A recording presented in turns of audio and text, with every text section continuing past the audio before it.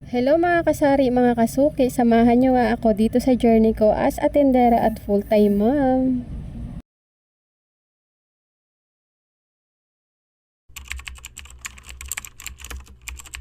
A day in my life as a tendera. Hello mga suke, araw nga pala ng Webes ngayon at maaga nga akong nagbukas nitong tindahan namin dahil meron akong parcel na excited talaga akong buksan.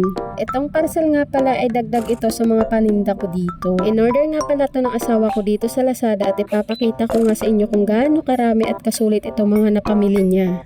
Worth 850 pesos nga lahat yan, pero dahil sa laki nga ng discount na nakuha namin, nakamenos nga kami ng 100 pesos din mahigit. At eto na nga yung laman ng parcel ko at hindi nga lang ako yung natuwa kundi itong dalawang anak ko. Ito ang first item ko itong candy na parang lipstick. Meron din tayo dito na parang nips pero nakabote. At meron din na parang nakasachet lang. At eto naman ay chocolate nga yung laman. At eto naman ay milk powder. 2 pieces nga ang in-order ko niyan. Baka sabihin nyo konti lang yung laman. Wait, ito na binubuksan ko pa, nakabubble wrap pa kasi yung iba.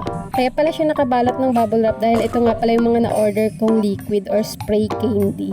Itong mga paninda nga na to ay malakas makapaghikayat sa mga bata dahil bukod sa makulay, syempre gusto nila yung laging bago sa mga mata nila. Kaya sa mga tinderang katulad ko, kung gusto nyo nga umorder neto, mag-comment nga lang kayo dyan sa comment section at ilapalapag ko nga yung link kung saan ko nga na-order to. Alam ko naman na isa talaga sa mga nagpapasaya sa atin ay yung mga nadadagdagan nga yung mga paninda natin. At eto na nga lahat ng item na na-order ko dito sa Lazada. Tignan nyo naman kung gaano nga siya kakulay at makaagaw pansin talaga.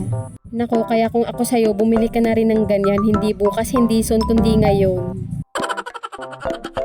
Syempre, pagkatapos ko nga ilatag lahat dyan, nag-iisip na nga ako kung saan ko ba sila isisiksik o ilalagay. Kaya naisip ko nga na dito talaga siya ilagay sa bungad para nga hindi na mahirapan yung bata na magturo sa magulang niya kung ano bang bibilhin niya.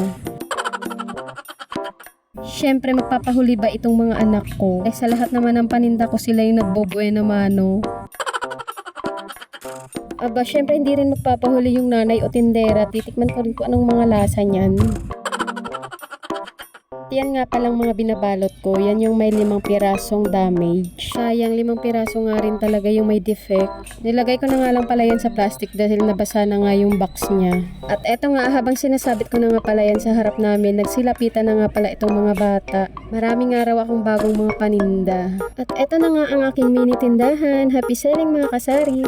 Till next video, please like, share, follow, and comment na rin kayo. Salamat!